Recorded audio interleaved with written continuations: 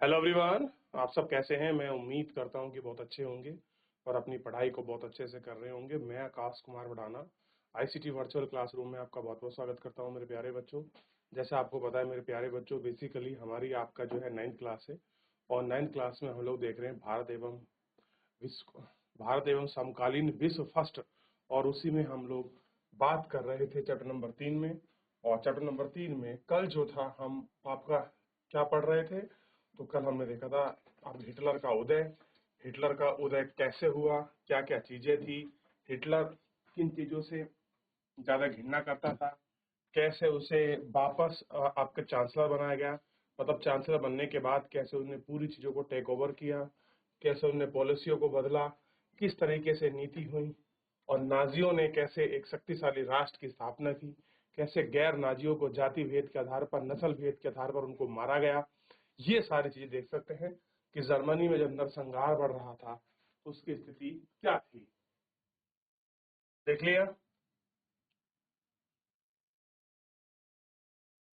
और उसके बाद किस तरीके से नाजियों पर एक असर, ये वाली चीजें हमको दिखाई दी, ये सारा कुछ हम लोगों ने इसमें देख लिया है। चलिए, हो गया। किस तरह से उन्होंने लोकतंत्र को ध्वस्त किया, ये आप देख सकते हैं। कैसे उन्होंने ध्वस्त किया था लोकतंत्र को, स्थिति कैसी आपकी जटिल हो रही थी, इस लोकतंत्र के ध्वस्त को आप देख सकते हैं कि कैसे उसको चांसलर के पद पर बैठाया गया और कैसे अग्निकांड के बाद उसका रास्ता और भी साफ होता चला गया। ये सारी स्थिति, ये सारी अनिश्चितताएं 3 मार्च 1933 को प्रसिद्ध अधिनियम के तहत कैसे उसने सारी जो लोकतांत्रिक बाप की यूनिट थी उनको समाप्त कर अपना कब्जा कर लिया। और आप इसमें इन यूनिट्स को, इन सारी चीजों को बहुत अच्छे से देख सकते हो कि नाजियों ने किस प्रकार से उन सब पर अपना कब्जा किया था। लेकिन हिटलर यह नहीं रुका और सख्ती से हिटलर को सलाह दी गई कि वह सेना और हथियार पर ज्यादा खर्च ना किया जाए, क्योंकि सरकारी बजट अभी भी घाटे में चल रहा है। और कैसे, चलिए यहां तक हम लोग आपका देख चुके थे। अब इससे आगे बढ़ते हैं। अब स्थिति क्या थी, देखिए हिटलर की। लेकिन हिटलर यह नहीं रुका, सख्त ने हिटलर को सलाह दी कि सेना और हथियार पर ज्यादा पैसा खर्च ना किया जाए, क्योंकि वो डिफेंस पर बहुत पैसा खर्च कर रहा था। और आप जानते हैं कि वर्साई की संधि थोपने के बाद जापान पर पैसे की स्थिति कैसी थी फर्स्ट वर्ल्ड वॉर के बाद। ठीक, क्योंकि सरकारी बजट अभी भी घाटे में चल रहा है, लेकिन नाजी जर्मन में एहतियात पसंद लोग को कोई जगह नहीं, यानी कि जो लोग एहतियात रखते हैं जर्मन से, आपके नाजियों से, उनके लिए यहाँ कोई जगह आपकी नहीं थी। सख्त को उनके पद से हटा दिया गया क्योंकि वो नाजी नहीं थे। ठीक, हिटलर ने आर्थिक संकट से निकलने के लिए युद्ध का विकल्प चुना कि भैया अगर युद्ध संकट से निकलना है तो हमको युद्ध करना पड़ेगा। सोच कर देखिए, दुनिया युद्ध को टालती है और आपका इस बंदे ने युद्ध को चुना। वह राष्ट्रीय सीमाओं का विस्तार करते हुए ज्यादा से ज्यादा संसाधन इकट्ठा करना चाहता था। इसका रास्ता ये था कि मैं युद्ध करूंगा तो कुछ देश की सीमा अपने अंदर मिला लूंगा और वहां के संसाधनों को अपने कब्जे में लेकर, और मैं क्या करूंगा कि मैं इस तरीके से पैसे को, चीजों को ज्यादा इकट्ठा कर लूंगा। ठीक, और इसी लक्ष्य को ध्यान में रखते हुए सितंबर 1939 में पोलैंड पर हमला कर दिया। और यही योजना उसने बनाई जब उसने पोलैंड पर हमला किया, अब 1939 में। इसकी वजह से फ्रांस और इंग्लैंड के साथ भी युद्ध शुरू हो गया। अब क्योंकि खेमा है तो आपस में लड़ेंगे, इंग्लैंड और फ्रांस के साथ भी युद्ध हो गया। सितंबर 1940 में जर्मनी ने इटली और जापान के साथ एक त्रिपक्षीय संधि पर हस्ताक्षर किए, जर्मन, इटली और जापान। और संधि से अंतर्राष्ट्रीय समुदाय में हिटलर का दावा और मजबूत हो गया, क्योंकि जापान, इटली और जर्मनी साथ आ गए और इंग्लैंड और फ्रांस आपके इकट्ठे हैं इस टाइम फिलहाल। अब देखिए, इस संधि से अंतर्राष्ट्रीय समुदाय में हिटलर का दावा मजबूत हो गया। यूरोप में ज्यादातर देशों ने नाजी जर्मनियों का समर्थन करने वाली कठपुतली सरकार बैठा दी। अब हर जगह ऐसी गवर्नमेंट हो गई यूरोपियन कंट्री में जो आपका नाज़ियों का, जो आपका जर्मनी सरकार का आपका सपोर्ट करे, और इस तरीके की वही गवर्नमेंट को बैठाया गया। और 1940 के अंत में हिटलर अपनी ताकत शिखर पर था, यानी कि 1940 में हिटलर की वो ताकत अपने शिखर पर थी जिसको वो हकदार अपने आप को मानता था, या अपने आप को वो समझता था कि मैं ही इस तरीके की पावर को चला सकता हूं या मैनेज कर सकता हूं। ठीक, अब हिटलर ने अपना सारा ध्यान पूर्वी यूरोप को जीतने में दीर्घकालिक सपने पर केंद्रित कर दिया कि भैया अब मेरे को जीत हासिल करनी है, दर्ज करनी है, उसी पर अपना केंद्र।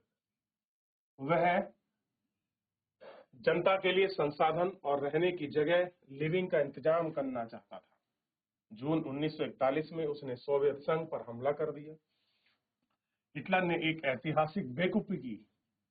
इस आक्रमण से कब किया? 1941 में सोवियत संघ पर हमला कर दिया। सोचने वाली बात है, किस पर हमला कर रहा है? रूस पर। और ये क्या थी उसकी बेवकूफी थी। इस आक्रमण से पश्चिमी मोर्चा ब्रिटिश वायुसेना ने बमबारी की चपेट में आ गया, जबकि पूर्वी मोर्चा सोवियत संघ सेना ने जर्मन को नाको चने आपका चबा रही थी, यानी कि पीछे से पश्चिम से जर्मन को वायुसेना दाब रही थी और पूर्वी मोर्चे पर जर्मन को आर्मी दाब रही थी। सोवियत लाल सेना ने स्टालिनग्राड में जर्मन सेना के घुटने टेकने पर मजबूर कर दिया। अब स्थिति ये आ गई कि जर्मन सेना को घुटने टेकने पर मजबूर हो गई। सोवियत लाल सैनिकों को पीछे हटते जर्मन सिपाहियों का आखिर तक पीछे किया और अंत में वे बर्लिन के बीचों बीच जा पहुंचे। अब रूसी लोग कहां तक आ गए? जर्मन में एक शहर है बर्लिन, बर्लिन तक पहुंच गए। सोच के देखिए कितनी बड़ी बात है। कहां तक आ गए? बर्लिन तक। इस घटना ने अगली आधी सदी में समुचे यूरोप में सोवियत संघ का वर्चस्व स्थापित कर दिया, और यही था कि अब सोवियत संघ का पूरे विश्व में वर्चस्व हो गया। अब जो देश सब पे राज करने कर रहा हो, अपनी हुकूमत चला रहा हो, कोई उस पर हुकूमत चला दे तो क्या हो जाएगा? उसकी हुकूमत वहां से शुरू हो जाएगी जहां से जिस देश पर उनने छोड़ी थी। तो इस तरीके से क्या हुआ? अब हुकूमत किसके बल्ले आ गई? अब सब कुछ रूस के हाथ में आ गया, रशिया के हाथ में। कितनी बड़ी बात है कि पावर को बना कोई और रहा है और चलाने का मौका किसी और को मिला। ठीक, अब देखिए इस युद्ध में अमेरिका इस युद्ध में फंसने से लगातार बचता रहा। उसने चाहा कि मैं ना फंसूं, मैं अलग ही रहूं। अमेरिका पहले विश्व युद्ध की वजह से पैदा हुई आर्थिक समस्याओं को दोबारा झेलना नहीं चाह रहा। वो पहले भी एक बार डायरेक्ट डायरेक्ट आपका शामिल हो गया था और उसे बहुत दिक्कत हुई, और 1929 की मंदी ने उसे मार चुका था। अब 1944 का समय है, 10 साल के बाद वो वापस सेकेंड वर्ल्ड वार की स्थिति में बिल्कुल नहीं है कि वो उसमें दोबारा झेले, दोबारा उसमें आए, दोबारा उसमें जाए। वो चाहता ही नहीं है कि मैं उसके अंदर पड़ूं। कहना, लेकिन वह लंबे समय तक युद्ध से दूर नहीं रह सकता। पूर्व में जापान की ताकत फैलती जा रही थी। अब आप जानते हैं जापान, रशिया ये सब इकट्ठे हैं, अब इनकी ताकत फैलती जा रही है। उसे फ्रेंच इंडो चाइना पर कब्जा कर लिया। ठीक, प्रशांत महासागर में अमेरिकी नौसेना ठिकानों पर हमले की पूरी योजना बना ली। किसने? जापान ने। जापान ने हिटलर को समर्थन दिया। जापान किसके सपोर्ट में चला गया? हिटलर के। और जापान के विपक्ष कौन है? यूएस। ठीक है, यूएस भी है और आपका कौन है? आपका रशिया भी है। अब जापान और आपका जर्मनी ये एक खेमे के हैं। क्लियर है? अभी पढ़ा ना हमने, जर्मनी जापान एक खेमे के हैं। देखिए, जर्मन, इटली, जापान एक खेमे के हैं, और फ्रांस और इंग्लैंड के साथ भी युद्ध शुरू हो गया। ठीक, अब सब कहां बढ़ रहे हैं? इस वाले खेमे की तरफ बढ़ रहे हैं, मित्र राष्ट्र की तरफ। सॉरी, तो आपका सेंट्रल पावर है। अब देखिए, जापान ने हिटलर का समर्थन किया और यूएस में एक जगह है पर्ल हार्बर पर अमेरिकी ठिकानों पर बमबारी को निशाना बनाया। जापानियों ने क्या कर दिया? पर्ल हार्बर को अपना निशाना बना दिया। अमेरिका भी दूसरे विश्व युद्ध में कूद पड़ा, और जब उसके ठिकानों को जापान ने युद्ध के माध्यम से गिराया तो अब अमेरिका को अब कूदने की मजबूरी बन गई। और मई 1945 में हिटलर की अपराजय और जापान के हिरोशिमा शहर पर अमेरिका ने परमाणु बम गिराने के साथ खत्म कर दिया। जब हम कुछ नहीं थे, जब हम गुलाम थे, उस समय अमेरिका के पास अपना परमाणु बम था। सोच के देखिए। ठीक। दूसरे विश्व युद्ध के इस पक्षीय ब्यौरे के बाद हम एक बार फिर हेलमुट और उसके पिता की कहानी पर वापस लौटते हैं। यह युद्ध नासी जुल्मों की कहानी है। आपने चैप्टर में शुरुआत करा होगा, हेलमुट के पिता है वो एक डॉक्टर थे जब चैप्टर शुरू हुआ था, और आप जानते उन्होंने क्या किया था, उन्होंने अपने आप को गोली मार ली थी। और कहानी क्या थी, नाजियों से वो के जो जुल्म थे उनसे वो तंग थे। तो स्थिति कुछ ऐसी हो गई कि आप सोच के देखिए, यहाँ की सेना यहाँ तक पहुंच गई। ठीक है। और आपको समझ आएगा कि यूक्रेन और यूएस वॉर किस लिए है, क्योंकि ये मुद्दे सब पुराने हैं, आज का कोई मुद्दा नहीं है। किसी न किसी की ऐतिहासिक स्थिति वो चीजें फंसी हुई हैं, जिस वजह से आज भी ये सारी चीजें देखने को मिलती है। तो युद्ध क्यों हुआ पहला, सेकेंड वर्ल्ड वॉर, कैसे नाजियों की स्थिति थी, उसने कैसे वहां हिटलर ने अपने आप को दिखाने की कोशिश करी, देख सकते हैं। तो पहला वर्ल्ड वॉर कैसे हुआ, सेकेंड वर्ल्ड वॉर हुआ कैसे, और कैसे आखिर में यूएस जो बचना चाह रहा था आखिरकार वो युद्ध में कूद गया, और कूदने से क्या स्थिति हो गई, कैसे वो भयावह स्थिति बदल गई, इन सारी चीजों को आप देख सकते हैं। नाजियों का वैश्विक विश्व दृष्टिकोण। आखिर में ये नाजी जो नक्सी हम कहते हैं, इन्होंने विश्व के बारे में सोचा कैसे, क्या इनका दृष्टिकोण रहा, किस तरीके से इन्होंने इन चीज पर नजरदारी, आइए देखते हैं। नाजियों ने जो अपराध किए वे खास तरह के मूल मान्यताओं, एक खास तरह के व्यवहार से संबंधित थे। उनकी एक अपनी मूल थी, एक अपनी मान्यता थी, उसी के आधार पर उन्हें व्यवहार किया। नाजियों की विचारधारा हिटलर के विश्व दृष्टिकोण का पर्यायवाची थी। इसी वैश्विक दृष्टिकोण में सभी समाज को बराबरी का हक नहीं दिया। वे नस्ल आधारित पर तो बेहतर थे, पर ये कमतर थे। इस नजरिए में ब्लाइंड्स नीली आंखों वाले नौक्याटिक जर्मन में सबसे ऊपरी और यहूदी सबसे नीचे पायदान पर आते थे। यहूदियों को नस्ल विरोधी यानी कि आर्यों का कट्टर शत्रु माना जाता था। आप ध्यान दीजिए, थे कैसे, विश्व दृष्टिकोण में समाज में बराबरी का हक नहीं था, इन्हें बराबरी का हक मिला हुआ नहीं था। वे नस्ल आधार पर तो बेहतर थे, लेकिन आपके कमतर थे। उनके नजरिए में बॉन्ड, नीली आंखें वाले नॉर्डर्न जर्मन सबसे ऊपर थे, यानी कि जिनकी आंखें नीली होती हैं, यानी कि नस्ल भेद कर रहे थे। ठीक। और जो आपका जर्मन थे, नौकाडिक जर्मन आर्य, वो सबसे ऊपर मानते थे, और यहूदी सबसे नीचे। उनके लिए यहूदी क्या थे, सबसे निचले पायदान पर थे। ठीक। यानी जो आर्य थे उनको अपना कट्टर मानते थे।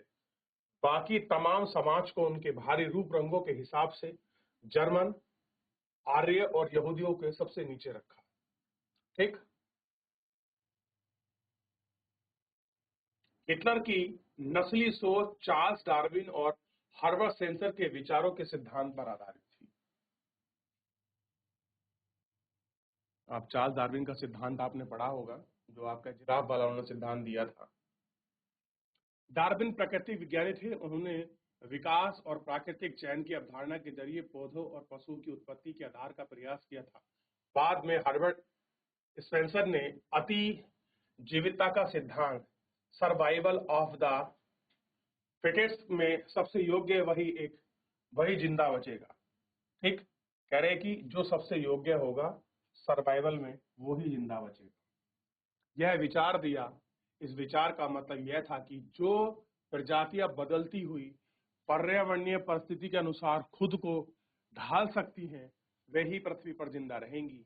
इसमें इस बात को ध्यान में रखना कि डार्विन ने चयन के सिद्धांत पर एक विशुद्ध प्राकृतिक प्रक्रिया कहा था। उसमें इंसानी हस्तक्षेप की वकालत कभी नहीं की, लेकिन नस्लवाद विचारकों और राजनेताओं ने आपके समाज पर अपने साम्राज्य शासन को सही ठहराने के लिए डार्विन के विचारों को आपके सराहा।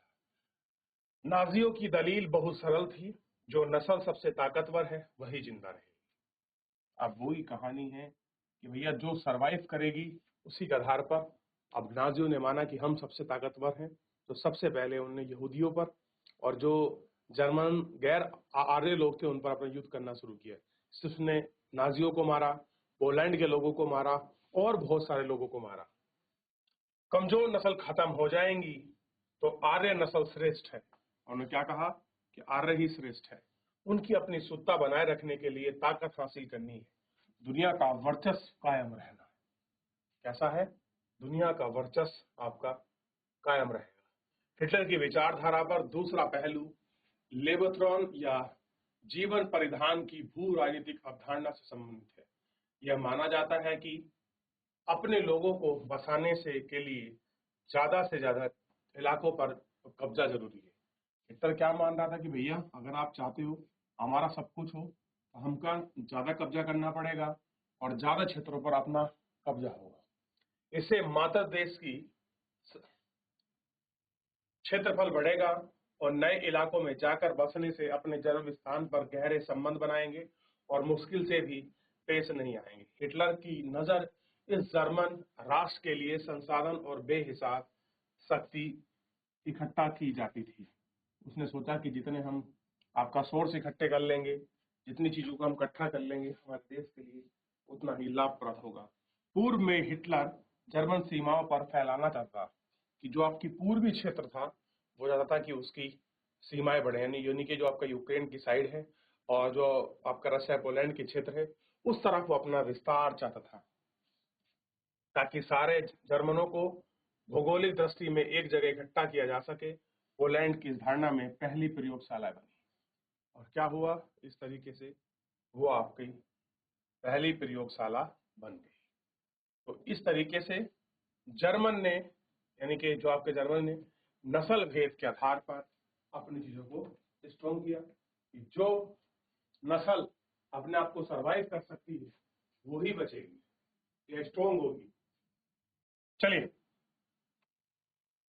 देख लिया आपने क्या स्थिति थी आपका नाजियों की, कैसे वो अपने आप को ताकतवर मान रहे थे और डार्विन के सिद्धांत का उन्होंने कैसे पालन किया कि भैया जो आपका प्रजाति, जो नस्ल समय के साथ अपने आप को सरवाइव कर लेगी वो ही भाई इस पृथ्वी पर जिंदा बचेगी। जर्मनियों ने यही सोचा, नाजियों ने, कि हम सबसे ताकतवर बन जाएंगे तो हम ही बचेंगे।